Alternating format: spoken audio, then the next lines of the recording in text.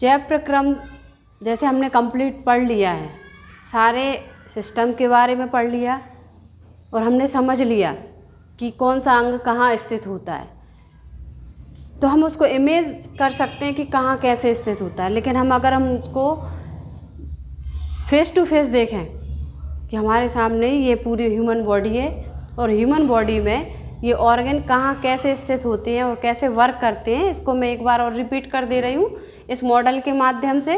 इसके माध्यम से मैं आपको बताऊँगी कि कौन सा अंग कहाँ स्थित होता है और कैसे वर्क करता है। जैसे कि हमने सबसे पहले पढ़ा था पाचन तंत्र, तो पाचन तंत्र पढ़ने के लिए हमें इसके कुछ सिस्टम को अभी निकालने पड़ेंगे। ये हमने उत्सर्जन श्वसन तंत्र निकाल दिया, ये परिसंचरण, हृदय पढ़ा है हमने, तो अभी हम हृदय के बारे में भी बताएंगे पूरा क्लियर। अभी हमें पाचन तंत्र के बारे में पढ़ना है। पाचन तंत्र पढ़ा हमने, समझ में आया?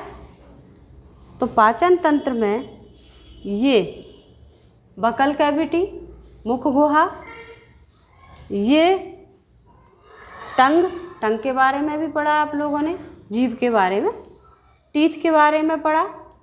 और फिर इसके बाद आपने पढ़ा क्या, यहाँ पे आ जाए, ये श्वसन तंत्र के बारे में दिया, लेकिन इसी के पीछे मैंने आपको बताई थी कि श्वसन तंत्र के पीछे ही आहार नाल होती है।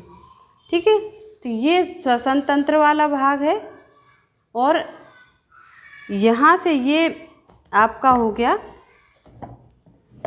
पाचन तंत्र। ये पाचन तंत्र के अंग निकल रहे हैं। ठीक है, फेरिंग्स के बाद आप आहार नाल ईसोफेगस, तो ईसोफेगस इसमें ये जो दिख रही है पिंक कलर की, ये दिख रही है, ये जो भाग है जो आपके श्वसन के हैं, जो ग्रीन कलर के जो भाग दिख रहे हैं वो श्वसन तंत्र के, और ये जो पिंक कलर का भाग दिख रहा है यानी ये है ईसोफेगस यानी ग्रशिका। एक ग्रहणी होता है और एक ग्रशिका होता है। तो पाचन तंत्र में जो ऊपर नली होती है मुख गुहा से जो निकलती है उसको ग्रशिका बोलते हैं। ये जो पिंक कलर की दिखाई दे रही है ये ग्रशिका है। ये ग्रशिका आगे आमाशय में खुलती है। अभी मैं इसको रख दे रही, ये क्या है, आमाशय। ठीक है, ये आमाशय इसमें ऐसे फिट था। ठीक है, आमाशय में आपने सारी क्रियाविधि पढ़ी, कैसे पाचन तंत्र होता है वो मैं आपको पढ़ा चुकी हूँ, तो अभी मैं इसमें नहीं बताऊँगी। मैंने आपको ऑर्गन बताना है, इसमें नहीं ये बताया। ये है आमाशय। ठीक है, कैसे बार ऐसे हमारे अंदर होता है और ऐसे ही स्थित होता है जैसे इसमें दिख रहा है। ठीक है, फिर ये आमाशय जाके फिर ड्यूडिनम में खुलता है जिसको ग्रहणी कहते हैं। ये ग्रहणी वाला भाग कौन सा है, ये ग्रहणी वाला भाग ये जो यू आकार की नली होती ना, ये ऐसे करके ये यू आकार की नली हो गई। ठीक है, ये जुड़ी है ये इससे, इसमें भी ये पिंक कलर का रेड कलर का है, इसमें भी ये रेड कलर का है। ठीक है, तो ये हो गई ग्रहणी। ठीक, और ग्रहणी के बाद ये आएगा आपका ये वाला भाग, ये होता है छोटी आंत, जो हम बीच में बनाते हैं ना छोटी आंत कॉइल करके, तो ऐसी होती है छोटी आंत। ये करीबन 6 मीटर होती है, लेकिन फोल्डेड होने के कारण ये छोटे से भाग में स्थित हो जाती है। ये छोटी आंत हो गई। और ये जो ग्रीन कलर की दिख रही है ये है बड़ी आंत। ठीक है, बड़ी आंत। फिर ये यहाँ पे ये रेक्टम वाला भाग है और ये इसका कोलोन वाला भाग है। ठीक है, अब हम इसको भी निकालते हैं। ये जो वाला भाग है ये आपका कहलाएगा गुदा द्वार, ये वाला। ठीक है, और यहाँ पे मैंने आपको बताया अभी आज पढ़ा अपन किडनी के बारे में, तो ये है किडनी। किडनी एक ये है, एक ये। देखो आप राइट साइड की जो किडनी है वो नीचे है, लेफ्ट साइड की ऊपर है। क्यों है, क्योंकि मैंने अभी बताया ना कि लीवर, तो इसमें सबसे बड़ा पार्ट दिख रहा है ना लीवर, ये आमाशय के पास में ही स्थित होता है। आमाशय के पास में से ही निकाला मैंने, तो ये आमाशय के पास में स्थित होता है। और फिर अब आप समझ गए होंगे कि कौन सा अंग आगे की तरफ होता है, कौन सा अंग पीछे की तरफ होता है। तो अभी जो दिख रहा है हमें फ्रंट में सारे आगे पेट की तरफ होते हैं। ठीक है, पीठ की तरफ क्या होता है, सिर्फ किडनी। ये इसकी वर्टिब्रेट से जो पीछे साइड है, जो अभी इसमें दिखाई नहीं दे रही, ये सिर्फ किडनी दिखाई दे रही हो। किडनी की ये धमनी है, ये ब्लू कलर की वो सिरा है। ठीक है, धमनी रक्त को लाती है और सिरा जो है वो रक्त को ले जाती है। और इसका ये जो ऐसे फैला के भाग है ना, ये पूरी जो मूत्र वाहिनी है, ये मूत्र वाहिनी है। और आगे चल के यूरिनरी ब्लैडर में ये इकट्ठा हो जाता है। ये येलो कलर का जो दिया ना, ये है, ये तो वाहिनियाँ हैं, धमनी है और ये सिरा है। येलो कलर की जो है वो मूत्र वाहिनी है। और ये जो येलो कलर का नीचे दिया है, ये यूरिनरी ब्लैडर या मूत्राशय। अभी जो चित्र बनाया था तो ये मूत्राशय है, तो ये यूरेथ्रा के द्वारा बाहर खुलता है। ठीक है, ये आपका रेक्टम है और जो एनस के द्वारा बाहर खुलता है। तो इतना आपको पाचन तंत्र समझ में आ गया होगा। पाचन तंत्र, अभी क्रिया विधि तो मैं पहले ही समझा चुकी हूँ। तो पाचन तंत्र कैसे स्थित होता है, कैसे वर्क करता है, कैसे जुड़े होते हैं एक दूसरे से, वो मैंने आपको बता दिए। ठीक है, अब इसमें किडनी के बारे में ही बता दिया। अब मैं इसको पैक कर दूं, क्योंकि मैं फिर से नहीं बताऊंगी, क्योंकि ये पैक हो जाएगा, फिर मुझे निकालना पड़ेगा। तो मैंने ये आपको पाचन तंत्र प्लस उत्सर्जन तंत्र, 2 तंत्र मैंने आपको यहाँ पे क्लियर बता दिए। ठीक है, अब हम क्या देखते हैं, श्वसन तंत्र। श्वसन तंत्र मैंने आपको बताया था, थोरेसिक कैविटी, बक्षीय गुहा बताई थी।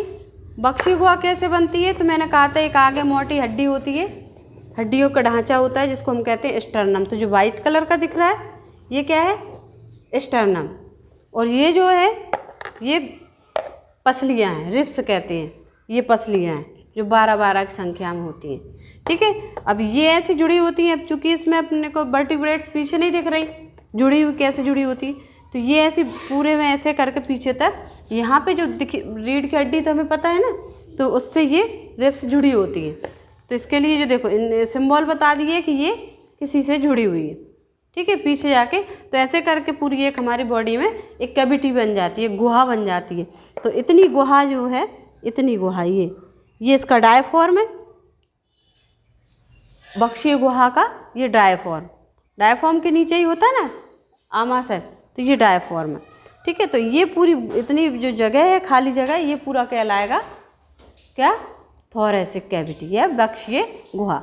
और फिर इसके बाद ये जो गुहा है, ये खाली जगह, अगर हम इस ऑर्गन को पूरा निकाल दें तो ये खाली जगह हो जाएगी, तो ये कहलाएगी उदर गुहा। तो अब समझ में आ गया बक्षीय गुहा क्या होती है, उदर गुहा क्या होती है, और कौन सा अंग कहाँ स्थित होता है। अब आपको क्लियर समझ में आ गया कि कौन सा अंग कहाँ स्थित होता है। आप बिना याद किए, बिना रटे आप इसको समझ सकते हैं कि कौन सा अंग कहाँ होता है। मैंने सारे अंग ये बता दिए। तो ये हो गया आपका, देखो ये हो गया स्टर्नम, पसलियों के बीच में ये स्थित है लंग्स, ये है लंग्स, ये जो दिख रहा है ना, ये लंग्स के ये। और मैंने क्या बताया था कि हृदय, लंग्स कैसे काम करता है, ये देखो, इसको लंग्स को समझने से पहले हम क्या हृदय को समझ लें तो और ज़्यादा क्लियर हो जाएगा। हृदय कहाँ स्थित होता है, यहाँ। लंग्स कौन सी है, ये। ठीक है, ये इससे पूरे जुड़े हुए हैं, तो ये इनको शो कर रहे हैं। ये इसका जो ये है, इसका मैंने बताया था ध्वनि बॉक्स होता है ना, स्वर यंत्र कहते हैं, तो ये स्वर यंत्र होता है, लैरिंग्स कहते हैं। लैरिंग्स के बाद मैंने ये बनाया था एक ट्रेकिया, श्वास नली, जिसमें सी आकार के छल्ले होते हैं, बताया था ऑनलाइन क्लास ली थी जब।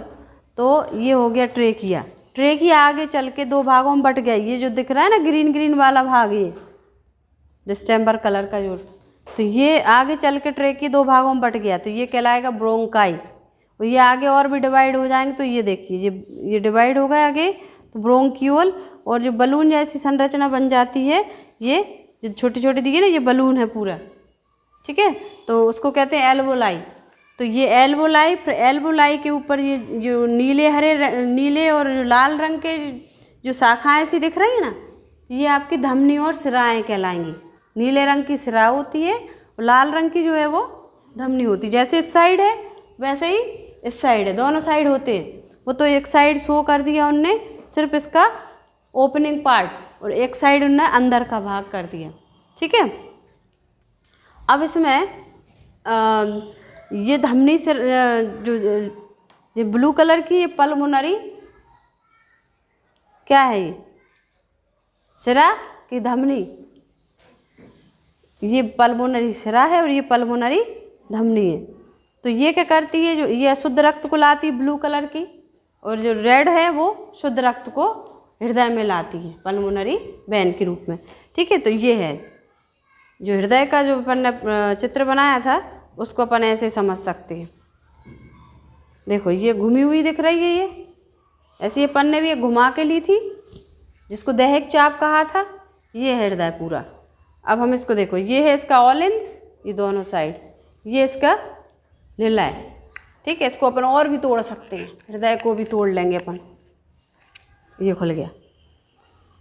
ठीक है, ये इसके ओपनिंग पार्ट्स हैं। जैसे अपन ने मैंने कहा था ना, ये देखिए सिराएँ होती हैं इसमें, राइट साइड सिरा होती है ना, महासिरा, अग्र महासिरा और पश्चिम महासिरा हृदय में पढ़ा है आपने। तो ये रक्त को लाती हैं। तो ये दोनों साइड जो सिराएँ होंगी, राइट साइड अग्र और पश्चिम, तो ये रक्त को यहाँ राइट साइड लेके आएंगी यहाँ पे। यहाँ से ये जाएगा निलय में, निलय से जाएगा फिर इन वाहिनियों में, ये और एक ये।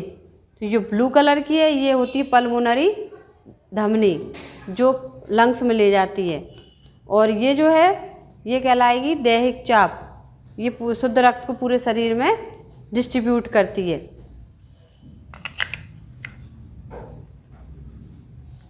ये देखिए ऐसे होते हैं जो आलिंद और निलय होते हैं ना, आलिंद निलय के भाग। और ये देखिए जो पॉइंट जो दिए है ना, ये इसका मतलब ये इसमें खुल रहे हैं। तो ये राइट साइड महासिरा होती है, तो इसमें से ये राइट साइड आ जाएगा। और यहाँ पे जो दो ये दिए है ना अंदर, ये रेड रेड दिए, यानी ये पल्मोनरी वेन शुद्ध रक्त को लाएगी। रेड कलर का है वो शुद्ध के लिए, यानी ऑक्सीजनेटेड ब्लड के लिए। और जो ब्लू है वो अशुद्ध रक्त है, उसमें अशुद्ध रक्त आता है। तो ब्लू जो है वो अशुद्ध को शो करेगा, और जो रेड है वो शुद्ध को, ऑक्सीजनेटेड ब्लड को शो करेगा। ठीक है, ये समझ में आ गया। अब इसको पैक कर दें, ये कर दिया हमने। ठीक है, ये देखो ये अग्र महासिरा, ये सॉरी ये पश्चिम महासिरा, ये अग्र महासिरा, और ये पल्मोनरी वेन, और सॉरी दैहिक चाप। ये रेड कलर का जो दिया है वो दैहिक चाप। यहाँ पे जो रेड कलर का दिया है यानी पल्मोनरी धमनी, यहाँ से पल्मोनरी धमनी रक्त को लाती है, शुद्ध रक्त को। तो ये हो गया पूरा हृदय। हृदय कैसे काम करता है और कैसे जुड़ा होता है, ये देखो। इसको मैंने इसमें रख दिया, ये देखो